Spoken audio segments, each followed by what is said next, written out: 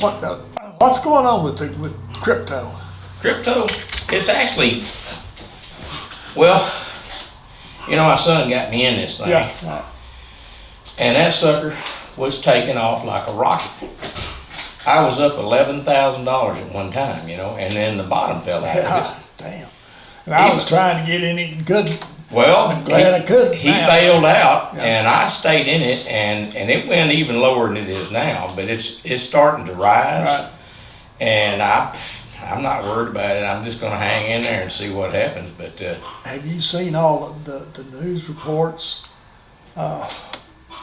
There was one yesterday talking about a power plant in upper New York State that had been mothballed, that was bought by some company, I don't know, specifically to run a Bitcoin mining operation. Because it took so much power. I did not hear that. They were talking about how much pollution Bitcoin mining is generating. How do they even make that stuff? I don't even know.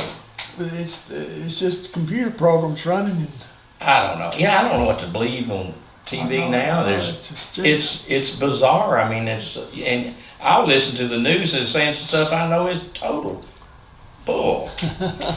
But it's like we're making money apparently by saying stupid stuff. Some of it is so stupid. I don't know how you make it up. Well, yeah. Between that though, and again, I heard it on the news this morning. They were talking about the Russian cyber attacks. Yeah. And they're giving Bitcoin or cyber currency rather the credit for the cyber attacks because that's how they're getting paid. Can't be traced. Well, I mean, there's other ways they could pay them, but I wouldn't blame Bitcoin with that. But what's funny when they asked Biden about the cyber attack, he says, "Oh, let me look at my notes." Yeah. Shouldn't that be kind of up on you? Shouldn't you be kind of up on that? Probably. That's very troublesome. I mean, the guys. It's stuff that's happening nowadays. If you told me this was going to happen 10 years ago, I wouldn't believe it. I understand. But anyway, okay. You were down for the count for a while. Well, we knew you were going to go down for had this hip problem, and you've had it worked on, and it's not totally healed up. You up and down and running around some. And I can fish again. And then last week I called you and your boat had crapped out. And what was the power head? What was broke on that boat? That's a 300 Yamaha motor. Yeah. We were running. We had just left the ramp on the day of the tournament. Pre-fished, of course, everything was okay. And back up just a little bit. The boat sat for about 2 months, and I didn't fish. Yeah. And I didn't think anything about it. Anyway, we went out, we fished, we pre-fished, and then the day of the tournament, we headed out and we got about a mile away from the ramp and burned the piston up. Number one piston. So like a hole in the piston?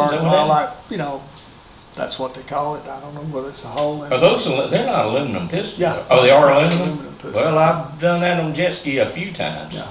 But anyway, we were running along about 35 miles an hour and it just locked up. But it kept running, so we idled over to the bank, and I was going to go ahead and try to fish, but we were so far from where we were going, and I got to thinking about it. I said, look, let's just load up and go in and let me get started on the process of trying to get this thing fixed. Yeah. So we went back and ran in on the trolling motor and got it loaded up, and when I just left Rangewood and went straight up to Service Marine, talked to Chuck Turner in Emory. Yeah. And he said, uh-oh. And I said, what do you mean, uh-oh? He said, you got a bigger problem than you think you have. Oh, wow. I said, what do you mean? He said, well, there are no parts available. Nobody has got a rebuilt power head, and you can't even buy a new motor. And I said, what? Yeah. What do you mean? What about a used one? He said, nope, they're all gone. Anybody that's got a decent used motor has sold it and got premium dollars for it. Yeah. And I thought, my God, what's going on here? Oh, yeah. So I I said, what should I do? He said, well, just get on the telephone and start calling and look for a new one. That's your best shot.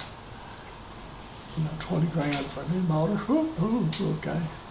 Well, for a high roller like you, that ain't that big a deal, but, Yeah, me and the Telco credit union. You can waive that credit union. Look, I'm a member of the credit union. Yeah.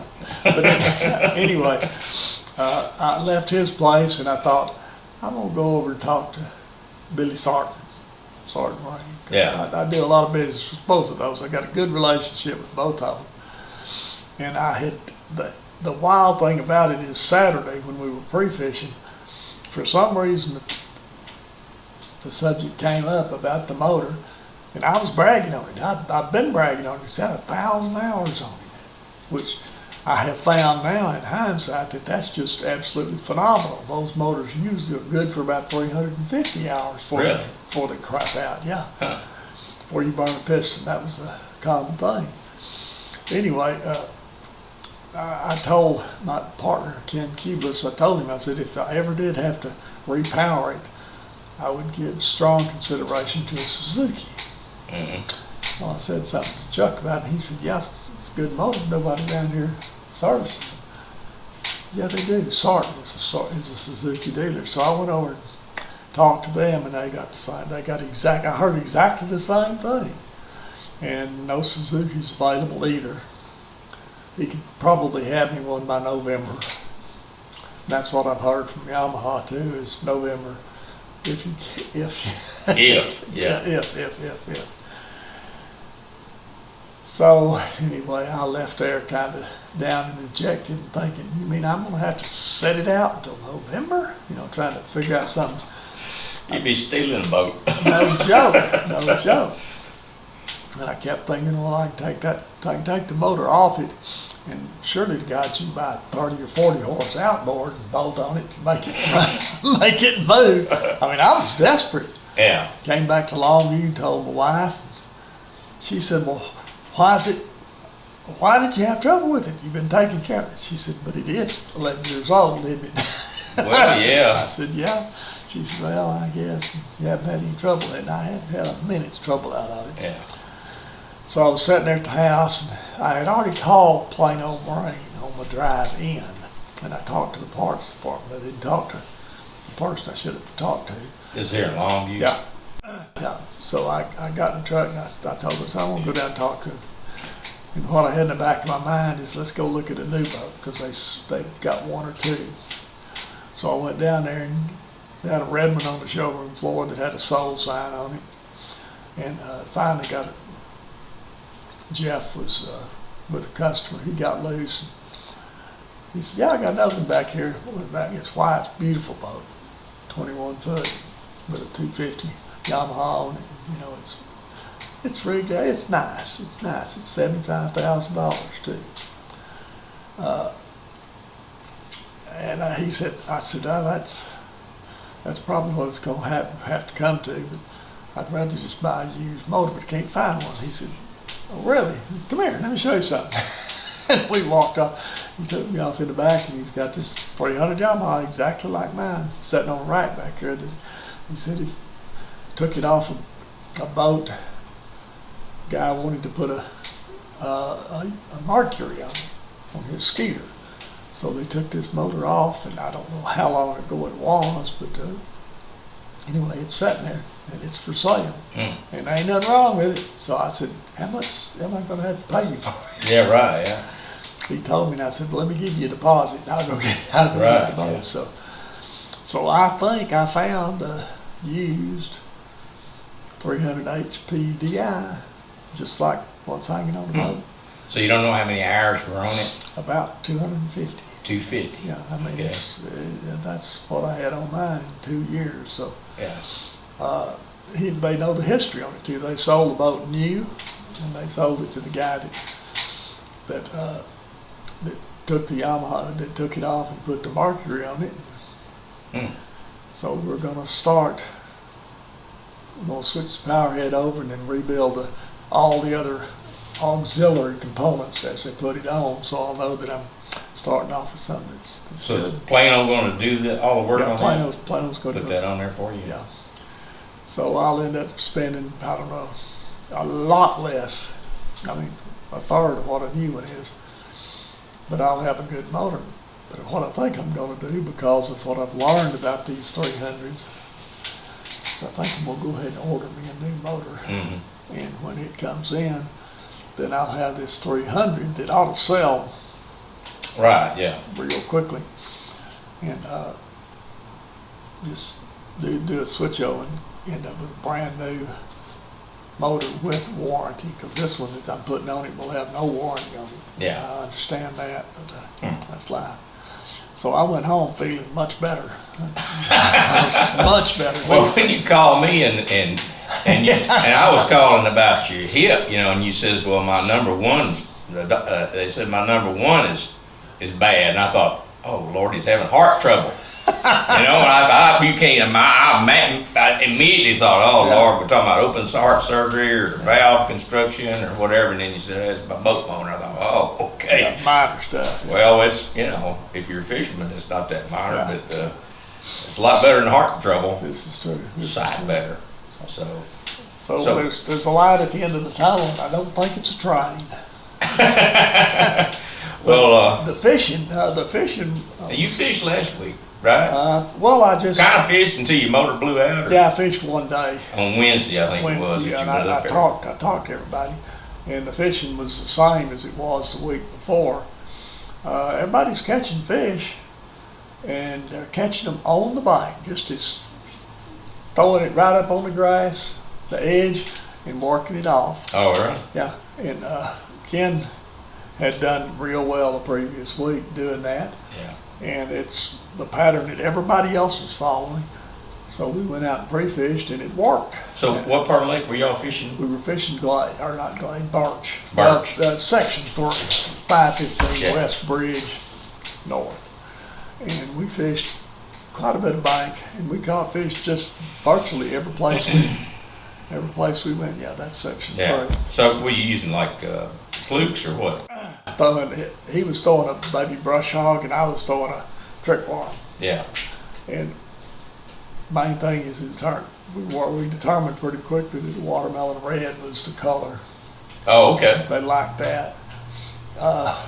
So, I felt, after Tuesday, I felt like we had a chance, because we hadn't been on water in so long, I didn't have a clue what to do. Yeah. The tournament, as it turned out, was won by Charlie Abrams and his partner. Yeah. Jackie was his partner. Where's Charlie? Yeah, Jackie Price. Jackie Price. Yeah. They caught some small fish shallow, and then went out and got on the old 2946 bridge. Oh, okay. And caught some big fish. See, Charlie had the big, on the motor side, a 528, and Jackie had a 5.7. Yeah.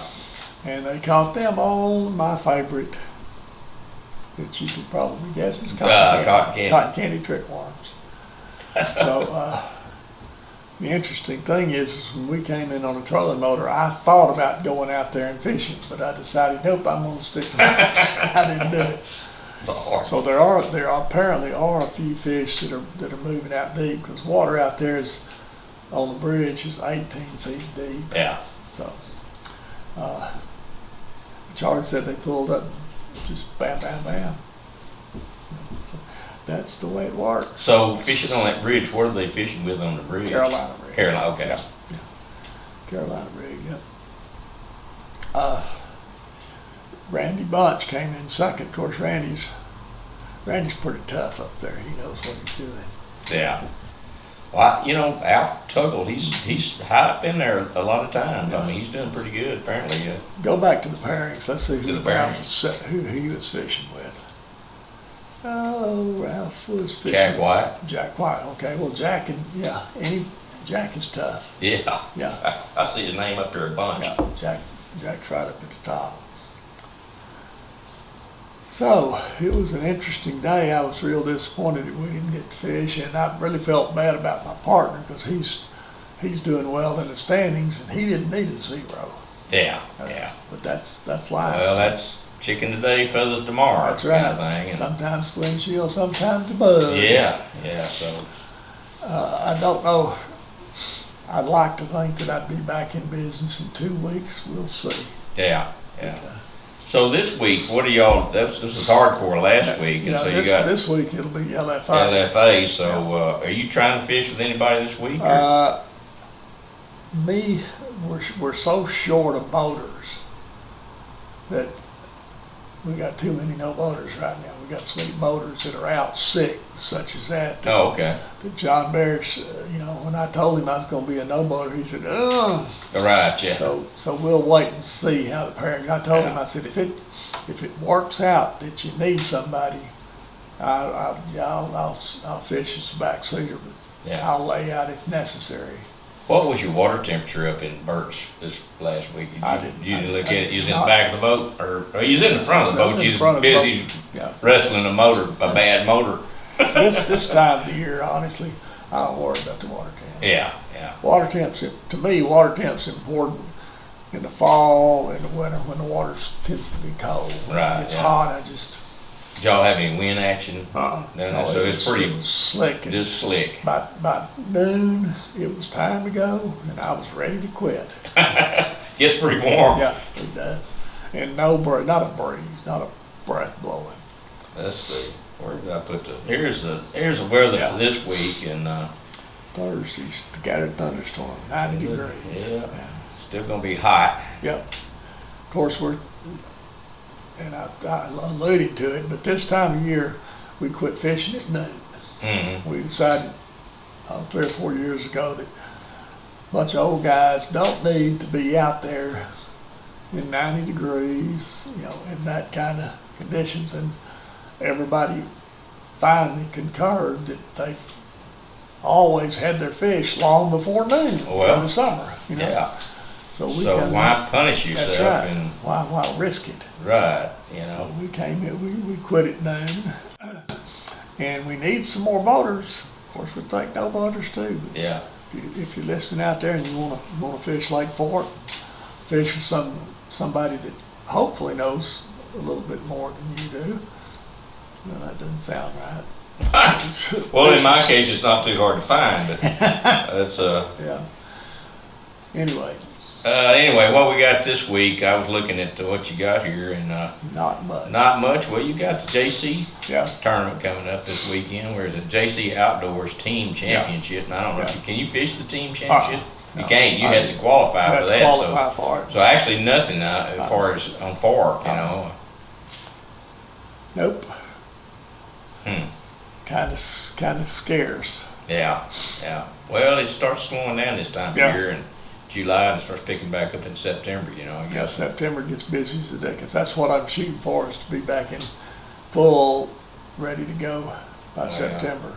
Well, it won't be long. You'll be having to redo this whole thing again. We'll run out a year here. We've been gone through 6 months. I know, it's amazing, isn't it? Thank goodness the virus seems to be dying down. At least, I'm not hearing anybody, friends and neighbors dying from it. At least everybody's gotten their shots that I know of. But, that's what it's. That wanted them. If you didn't want one, well, you didn't have to get one. Yeah. But the guys in the bass club I think nearly everybody is vaccinated. I've not heard anybody comment about they're still trying to get a shot. They all. Yeah, I think you can get one if you want one. Yeah. So, are they still wearing their masks at the meetings and that stuff? No, okay. That's. Well, you go into grocery stores and very few people are wearing. There's a few people out there, and I certainly, try to stay away from those folks because they're obviously either susceptible or they're scared of what's going to happen, or they hadn't had a shot or whatever. But so I feel pretty comfortable going out nowadays. Yeah, after I've got both of them, and I'm supposed to be okay. So Sure. Yeah. I just heard them talking about the booster shot this morning on TV, and somebody made a comment about that. And my thought was, if they get one, if one's available this fall, I will get it. Sure. Yeah. I'll be doing it too. I mean, it's well, and especially if you're in a risk category, you couldn't afford to be sick like that if you got respiratory problems. In my case. Yeah. Yep. Or Janie's, you know, my wife, you know, is a bone marrow transplant receiver, and you know, you don't take chances, Yeah. you know. But hopefully they'll decide that you don't need a booster, and they'll just include the virus in with the regular flu shot. Yeah, your flu shots, you maybe that cover it, you know. So. Yeah. And there was some talk last year about a universal flu shot too, one that would cover all flu viruses. I've not heard anything lately on it, but boy, it'd be nice if they would come out with something like that. And if it didn't cover the COVID, then just have a little extra poop in it for the COVID. Well, I don't know, when you get generalization type shots like that, you probably run into where you have more people having problems with it, you know, whereas if the specific thing you need, for my own purposes, I mean, I don't know if I'd be that hot to do that, but bring it out, we'll look it over. There you go. Well, hell, what else? What else? Yeah, good Shit, I don't know.